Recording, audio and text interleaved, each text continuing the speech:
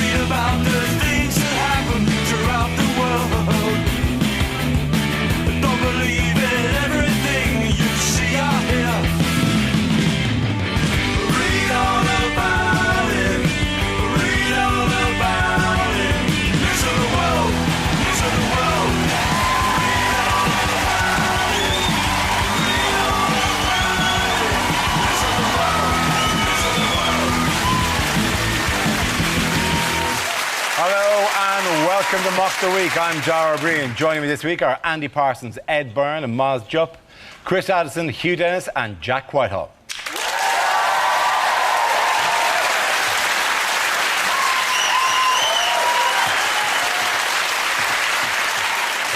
We start with a round called Headliners. Here's a picture of the Prime Minister and the Chancellor, but what does SCDC stand for? Is he telling people the only two people that won't be affected by the cuts? Samantha Cameron and David Cameron.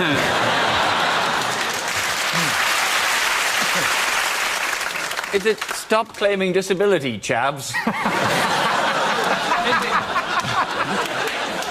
Is he just simply going, sandwiches, Clegg, drinks, Clegg? I'm not sure what the answer is, but there's certainly two C words there, aren't there? I think he's forgotten his hand puppets. This is a little act he does called Saint Cameron, Devil Cameron. Good. Oh, I'm just an ordinary bloke, just cares about the common man. Oh, burn the poor. Oh, stop it, Devil Cameron. Stop it. Is it to do with, in fact, the child benefit cuts? Is that what it's to do with? Well, Is yeah. it save cash, don't copulate? Is he quite simply saying, starving children don't care?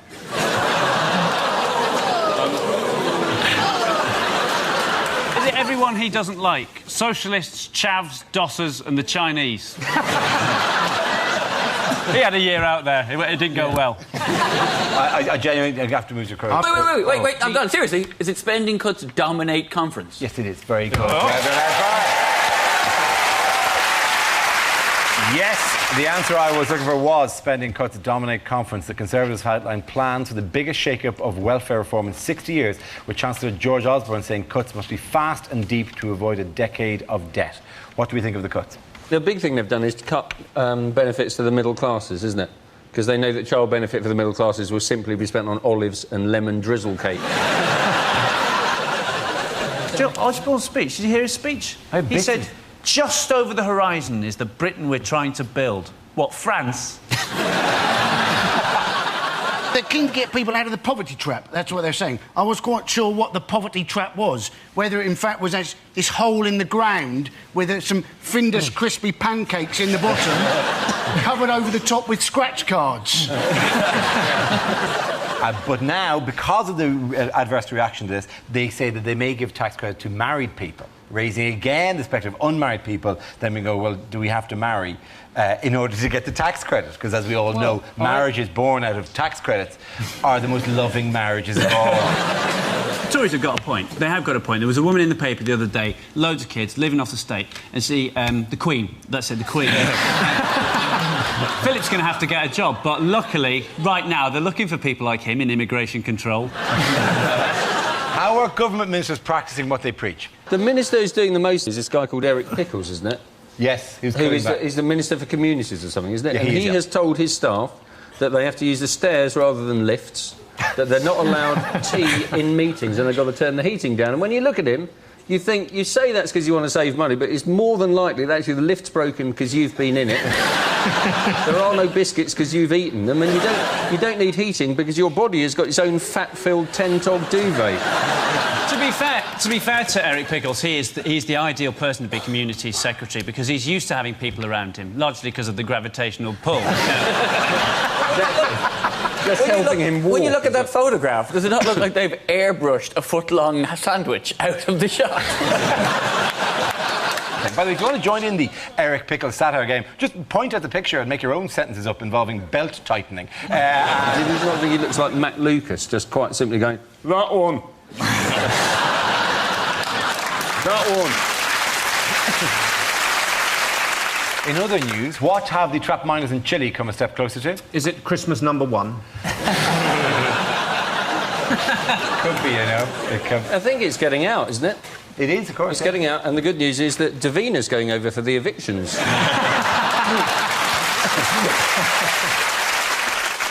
it not? Actually, it's that the rescue pod has arrived, isn't it? The rescue pod. The thing that's going to pull them out has arrived. It's a lift. It's this thing, it's a lift, and it's got a microphone in it, so they can talk to the surface, and the surface can talk to them and say, we apologise for the cancellation of your lift service. I read that in there, that this thing that they're getting lugged up in is like a metal coffin. It said it had Wi-Fi access. So I think if I've been in a mine for 2 months, the last thing on my mind when I'm getting pulled up to safety is checking my emails. Just being there being like, oh, look, Jeff's been on Facebook. He's thrown a bat at me. Ha ha. Tweet. You can tweet like, I'm in the cage, still in the cage. How depressing, though, if you've been in there for 2 months, checked your emails, and you found you didn't have any emails whatsoever. They've been told as well to lose weight for when they get taken up. It's like, how do you put on weight when you're in a cave for 2 months? It's like a coal mine. You're not going to suddenly turn around and be like, oh, look what I've just found. It's a Greggs. Who would have thought that? There's a fat vein here that we've been mining for a while. They're being fed through... They're being fed down a big pipe, right? So they have a very restricted diet. Meatballs, anything that can roll, really. That's what they got. Prawn balls, Ferrero Rocher... If they're still in there at Christmas, they're all getting a Terry's Orange. Do you think are they fed like hamsters are? Do they walk to the thing and then take the pellet and then another one falls down and they go, I wanted the Ferrero Rocher, I got the meatball. Actually, they're building little cells for them to go into as soon as they come out of the ground to be checked up for, you know, medically. And also, they've told... They're only like little boxes, and they've said they can have 2 family members in there with them as well, just in case it wasn't cramped enough. After they've just spent ages cramped down a hole, we're going to bring it out and cramp you in another little box. Don't worry, we'll cram another couple of people in that you know, just so you don't feel like too much of a sea change. Well, really, I mean, what do you expect me to do? Just put out like a field for them just to run around in circles, figures of... Wee! Yay! Just running over the hill. Whee! In short, yes! And also, it doesn't necessarily be 2 family members. I mean, like, most of them, it'll be agents and ghostwriters. And people going, good news, Javier Bardem is lined up to play you in the movie. Hey! Bad news, you got Ahmed Jalili. They're going to give them actual financial training, aren't they? They are, yeah. They're giving them... And media training as well, yes. Yeah, you know, because, I mean, let's face it, you don't need to have financial skills if you're one of those Chilean miners. If you want to be financially secure, all you've got to be able to do is fill in an overtime form and you'll be laughing. They've sent them exercise videos so they can slim down, so they fit through the hole. They sent them exercise videos, but the first one, they said, we don't want this one. The guy doing it is too ugly, right? If people who have been under the ground for 7 weeks think you're too ugly, you are really ugly. If you've been under the ground for 7 weeks, Nick Knoll starts to look good. There's a lot of speculation, isn't there, about what the very first thing they're going to do when they get to the surface is. You know, and obviously, the very first thing they're going to do when they get to the surface is this. It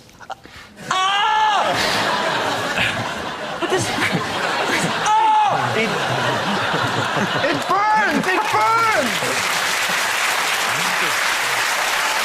Okay, at the end of that round, the points go to Chris, you and Jack. Our next round is called Newsreel. We play on a recent piece of footage featuring people in the news and ask Hugh to suggest what might be being said. This week's clip features Boris Johnson and David Cameron. Ah, tally-ho, look out, posh boy coming through. I wonder if there's any grub. I'm absolutely starving. Now, remember why we're here, Boris? We're here to reassure the public about spending cuts, not just so you can eat. No, but look, there's cake. There's cake. There's loads of cake. I love cake. They've got all sorts of cake. They've got pink cake. They've got blue cake. What am I? Am I pink? Am I blue? Am I pink? I've never been pink. God, I sound like William Hague. Anyway, all the cake's on cameras. He's got loads of cash from the spending cuts. Actually, this is the last £10 left in Britain, so we'd best be careful with it. Well, I want a meringue. I love a meringue. I love all the cream in a meringue. Well, why don't you share mine? I mean, times are hard. Well, I could, I suppose, but I have a rule. I have a rule. I never share anything with another man, unless, of course, it's his wife. Here we go.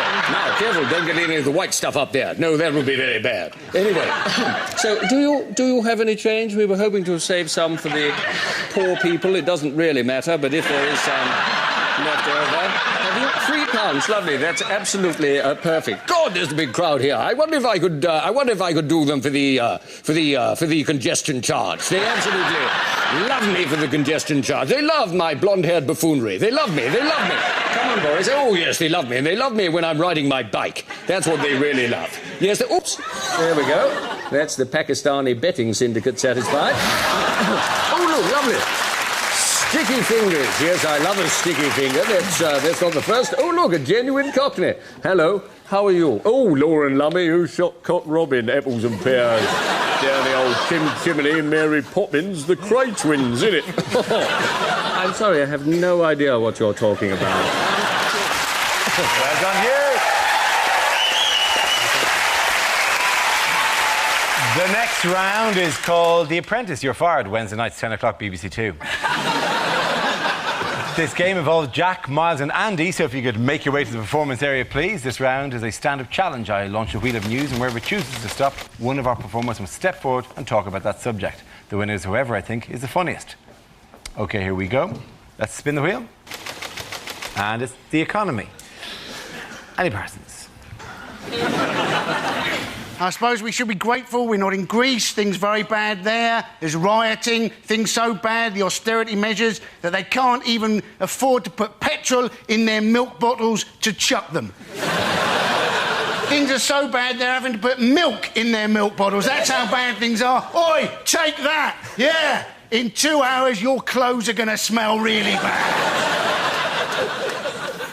The European Central Bank, right, they have said that when it comes to Greece, they think it may be a bit like the Ebola virus, right? And they said we may have to cut off our leg to survive. Now, they may know a bit about finance. They know very little about the Ebola virus. It affects your entire body. You cut your leg off, you've still got the Ebola virus. You've just got one leg bloody less. Thank you very much, Annie Parsons. OK, let's spin the wheel again. The subject is clubbing. Who wants to talk about that? Miles. Yeah, well, I'm sure you can all tell I'm a bit of a clubber. Nothing I like more than getting down to the local hotspot and shaking the old batty and ting, a bit of shawaddy-waddy. Don't mind if I do. No, I have tried nightclubbing. It's not really my thing. I'm a bit too delicate, my system. I was in a nightclub recently. A fellow young raver danced up and shouted, "I'm loving it, loving it, loving it!" I replied, "I'm finding it all a bit noisy, finding it all a bit noisy, finding it all a bit noisy."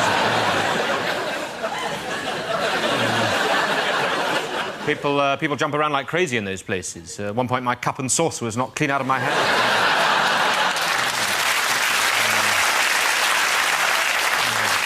It's tricky. I mean, I've tried the dancing. That's not my thing either. I don't care if I haven't got sexy Latin rhythms. I've got a Latin A-level. Much more transferable in the job market. I was on the dance floor recently. A lot of my fellow young ravers were blowing whistles, so I joined in and gave a bloody good pop on my bugle. Unfortunately, that meant half the Bosworth Hunt came charging in across the dance. Hounds mistook 3 of the ginger students for foxes, and there was a hell of a mess. Thank you very much, Miles Just. OK, that leaves us with Jack. Let's see what you've been left with. Let's spin the wheel. And the topic is health. I know what you're thinking. Yeah, that is my gun. So, we are in the midst of an obesity epidemic, and the people I blame, definitely, are the supermarkets, because I don't think they're doing enough, right? Like, you go into any supermarket now, and you buy food. If you care about what you put into your body, you look at the nutritional information, you know, the little wheel of guilt that every packet has on it now. That lures you in, doesn't it? Like, you buy something, like ice cream. It's like, this ice cream only contains 5% of your daily intake of calories. You're like, oh, that's very promising. I'll buy and eat the ice cream then. Then you look a little bit closer, above the little wheel of guilt, tiny white writing, 1/8 of a tub. Oh, you cheeky bastard. You're not allowed to do that. Put on the packet whatever makes it sound good to sell the product, then make up a ludicrously unrealistic portion size so I buy it like a twat. That's like Greg's getting this sausage roll and it contains 2% of your daily intake of calories if you lick it. It needs to be more.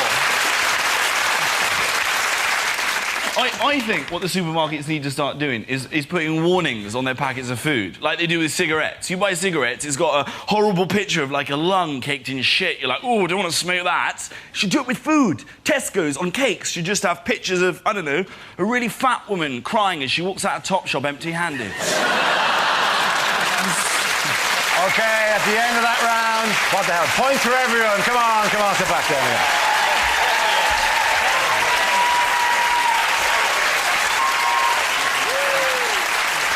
Our next round is called If This Is the Answer, What Is the Question? On the board are 6 categories. Miles, which category would you like? Sport, please. Okay, your category is sport. And the answer is 4 days. What is the question? At what age do Scottish children start drinking?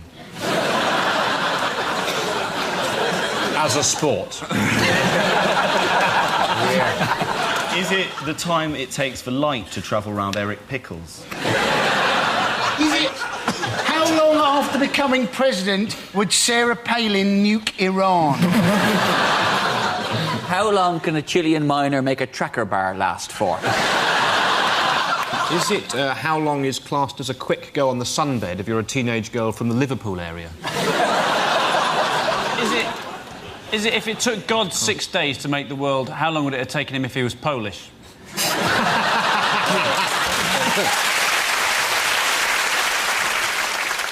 Is it if Nick Clegg got kidnapped, after how long would it take someone in Downing Street to say, ooh, no one's changed the ink on this printer? How long does a bag for life normally actually last? Is it how long did the Ryder Cup last? It is indeed. Well done, thank you very much, you there. The question I was looking for is, how long did this year's Ryder Cup last? For the first time in its 83-year history, the Ryder Cup entered into a 4th day of play on Monday due to bad weather in Newport in Wales. The delay to the event, which is won by the European team in a nail-biting finish, was caused by a succession of torrential downpours. Did any of you manage to tune into it all? I did manage to tune in. I tuned in whilst I was actually there because there wasn't any golf being played when I was in fact there. Turned up 9:45 a.m. on the Friday, just as play was suspended. £100 a ticket, no refund. The only bonus is that now we've mentioned it on this show, it is at least tax deductible.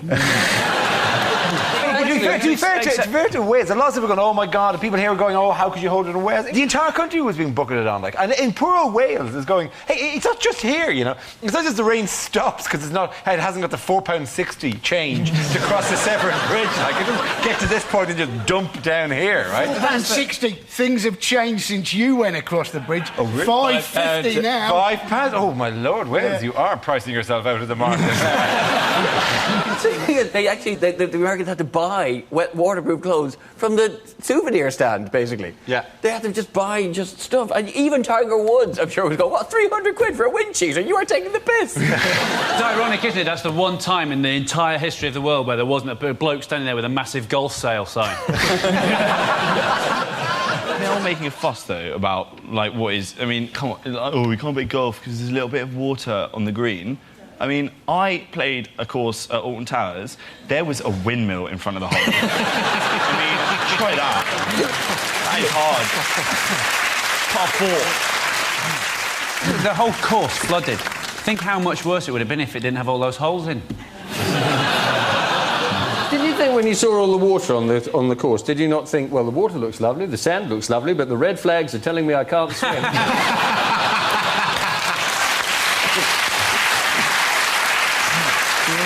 What other big sporting events got underway this week?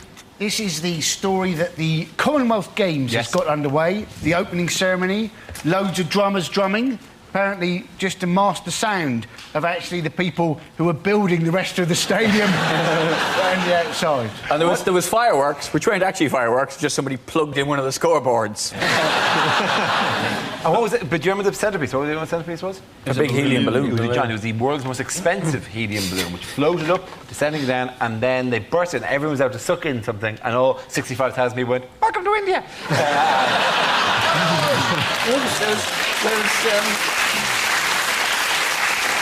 I didn't see the opening ceremony, but it said in the paper that Prince Charles gave a speech, and in the paper it actually said Prince Charles read out the Queen's address. And I thought, how long did that take?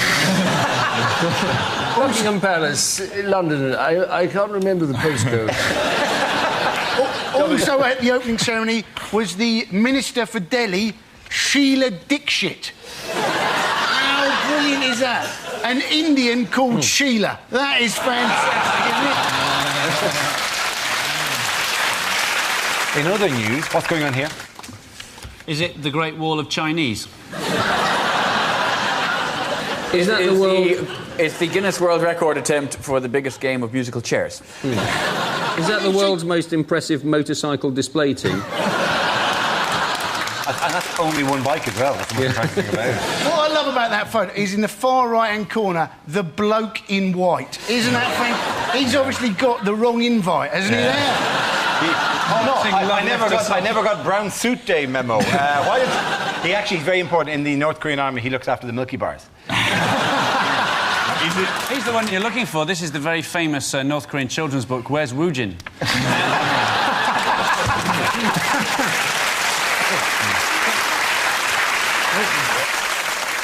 You thought your version of Guess Who was hard? Does he have black hair?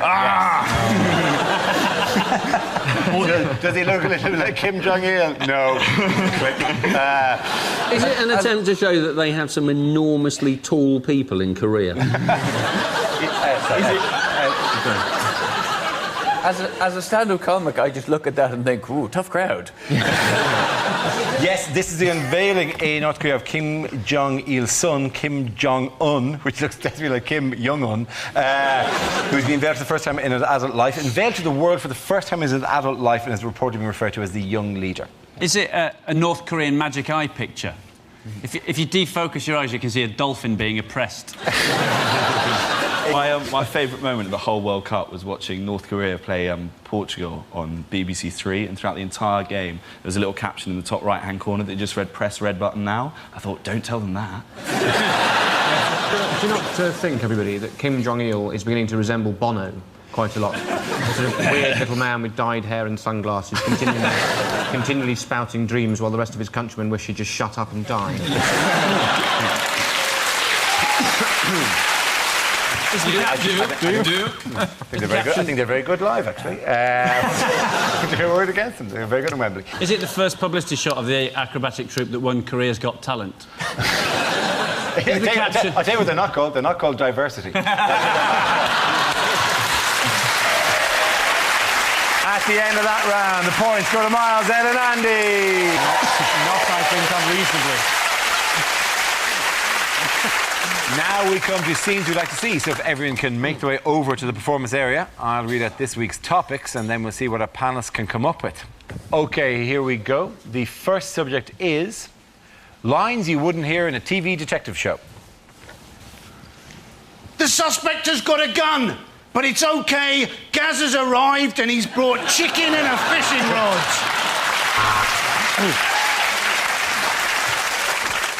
I'm not doing it. This is a midwinter murder. It's freezing. It's not in the contract.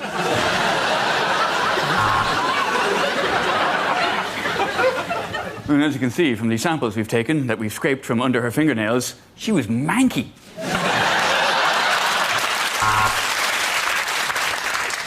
He were a policeman that got hit by a car and thought that he'd woken up in 1970. He were wrong. It were present day. This is CSI Hull. Sergeant, if you look closely, there are semen stains all over these bed sheets. Let's book into the Holiday Inn instead. Poirot, you've done it again. You've bored me shitless for the last 2 hours. So that's it. At the end of a 3-month investigation, that is it. It's Colonel Mustard in the living room with a lead party.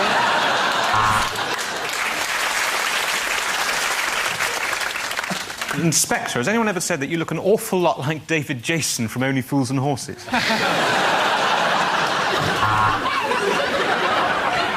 Yes, Miss Marple, we've had the lab results back, and it's very interesting. Actually, it's thrush.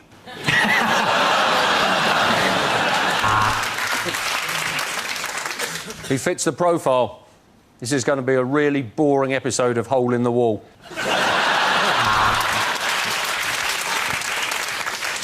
You're probably wondering why I've asked you all to gather here in the library. Sorry. Probably wondering why I've asked you to gather in the library. It's the TV presenter Noel Edmonds. Have you any idea why he was killed? It's the TV presenter Noel Edmonds.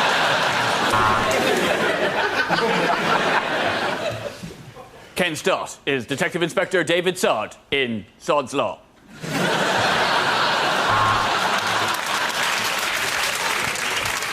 Well, we know now who's responsible for the killing. It's society, yeah? Yeah, you want to think about that,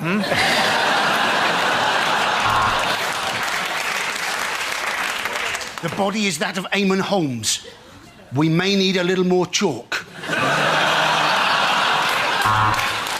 OK, the next topic is unlikely things to hear from a sports commentator. So, just 80 metres to go, and the building of this running track will be finished. And Ricky Hatton there, bleeding heavily from the nose. This boy really knows how to party. And we're just getting the news that Usain Bolt's ankle isn't actually sprained, it's broken. So the only thing to do is to collect some of his sperm and then shoot him in the head. Hello and welcome to Sky Sports, or if you're watching Sky Sports 3D... Hello and welcome!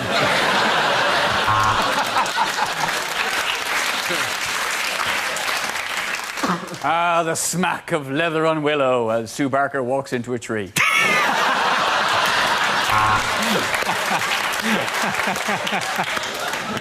Meow! Meow! Meow!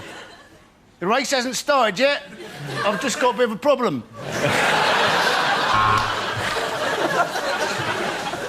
All of the drivers have their own little good luck rituals. This one's brought a tiny good luck troll. Oh, no, that's Bernie Ecclestone.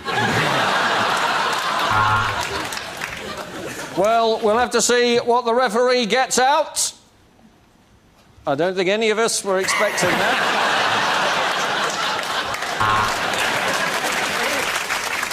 Unfortunately, the Man United team have turned up with the wrong kit, so today they're going to have to play in their pants. He's got his wood out and he's in a nasty bit of rough. He needs to get to the golf course as quickly as he can. Well, I have to say, I do agree with the crowd. The referee is a wanker.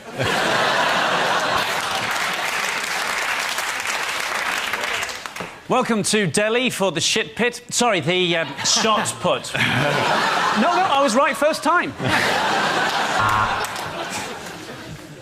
You join me for the men's discus final. Women's? That's not a woman!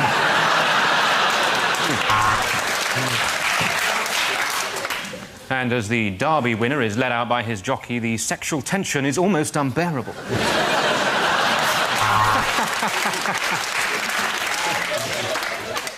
So with 1 over to go, this next delivery could change everything. And it has. It's a no ball. I've won £400,000 and I'm off to the airport. Oh, and that's a beautiful shot there on the black. I really should remember these boxers' names. OK,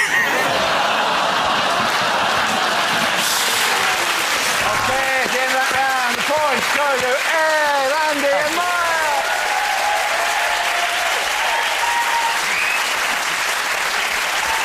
And that's the end of the show. This week's winners are Chris Allison, Hugh Dennis and Jack Whitehall. Commiserations to Andy Parsons, Ed Byrne and Miles Jupp. Thank you for watching. I'm Dara Breen. Good night. Terry Wogan guests on The Rob Brydon Show tomorrow night at 10. No pressure there then, Rob. And there's more panel show comedy on BBC Three now. Simon Bird hosts The King is Dead.